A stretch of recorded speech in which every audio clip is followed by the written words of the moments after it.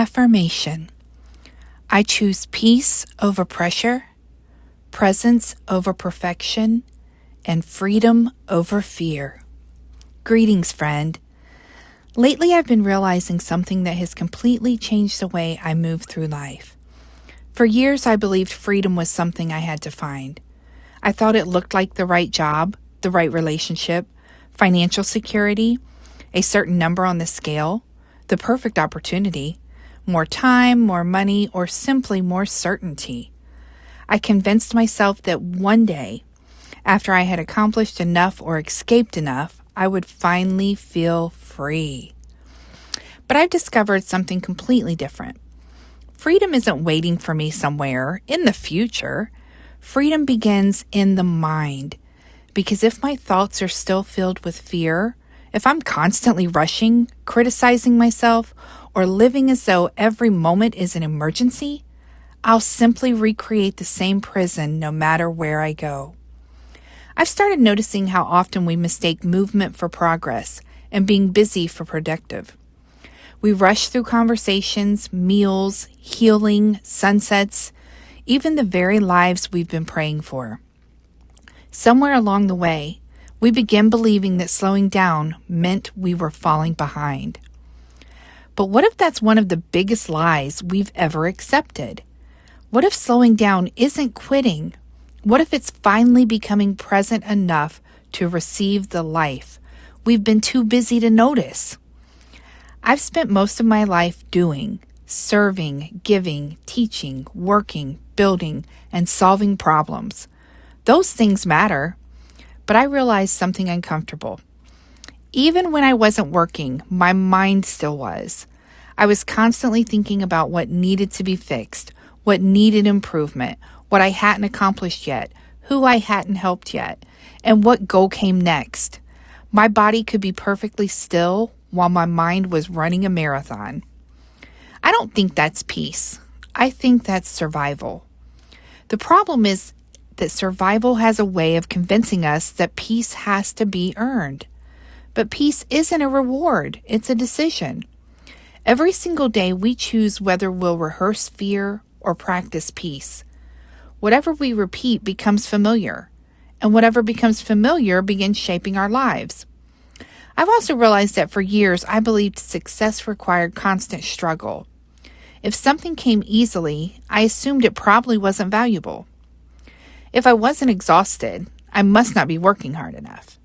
Maybe you've believed that too. Maybe you've worn burnout like a badge of honor or measured your worth by your productivity. I know I have. But lately, I've been questioning that entire belief system. What if creation doesn't happen because we force it?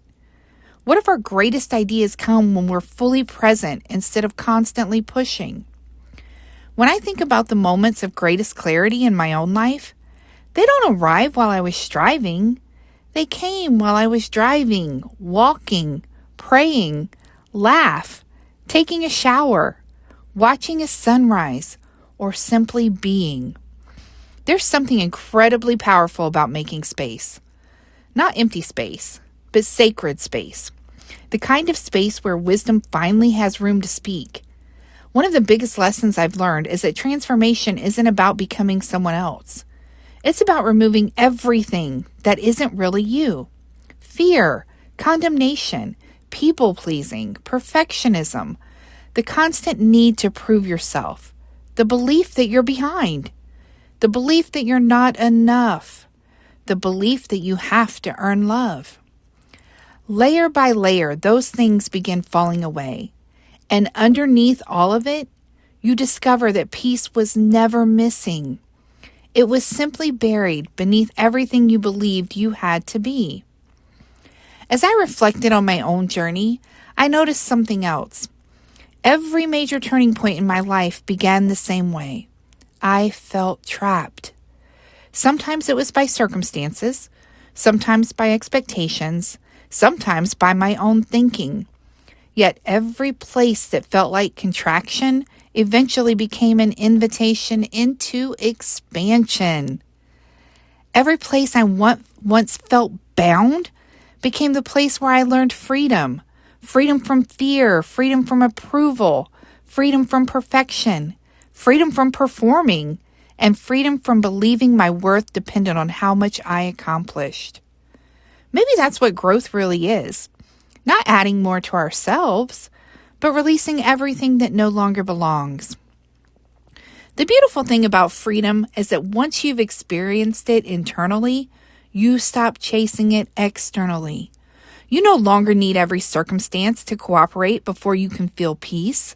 You become peaceful first. You become free first. Then your decisions begin reflecting that freedom. You stop saying yes because you're afraid someone will leave. You stop staying where your soul feels confined. You stop apologizing for becoming who you were created to be. You begin trusting that what is truly meant for you doesn't require you to abandon yourself. That changes everything. I've learned that I don't have to force life. I don't have to grip every outcome or control every step. Sometimes the bravest thing we can do is simply become available. Available for wisdom, for joy, for surprise, and available for peace. Maybe that's where abundance truly begins. Not in striving, but in receiving. Not in proving, but in trusting. Not in becoming someone different, but in finally becoming yourself. So if you're in a season where life feels slower than you expected, don't assume nothing is happening. Some of the most profound transformations happen beneath the surface. Seeds grow in the dark. Roots deepen before trees grow taller. Preparation almost always happens in private. Maybe this season isn't delaying you. Maybe it's developing you. Maybe you're not behind. Maybe you're becoming the kind of person who can sustain everything you've been praying for. If that's true, then slowing down isn't failure, it's wisdom. Choosing peace is never weakness, it's strength. I've come to believe that freedom is no longer a destination I'm trying to reach. Freedom is becoming the way I choose to live. Because the greatest transformation isn't changing my circumstances. It's changing the way I experience them. And that's the journey I'm choosing.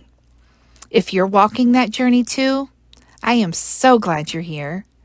Let's keep reflecting, keep growing, and keep choosing peace over pressure, presence over perfection, and freedom over fear.